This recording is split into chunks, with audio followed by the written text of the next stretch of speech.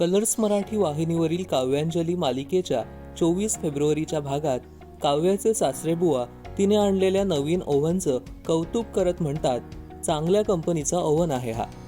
त्यावर ती म्हणते, विश्वजित ज्या दुकानातून नेहमी इलेक्ट्रॉनिक्सच्या वस्तू विकत घेतात ना, तिथूनच घेतला आहे. त्यावर मग काव्याच्या सासूबाई म्हणतात, विश्वजितला घरातून बाहेर काढलं तरीही आयुष्यातून बाहेर काढता येत नाहीये. विश्वजित सोबत जिथं जिथं तुझा संबंध येईल अशा सगळ्या गोष्टी टाळायला हव्या. तो असेल असल्या कुठल्याही ठिकाणी तू जाऊ नकोस. कुठल्याही प्रकारे त्याची आठवणही तुला यायला नको. तिकडे प्रीतम अंजलीला म्हणतो, कितीही समजावलं तरीही आईला काही कळतच नाही.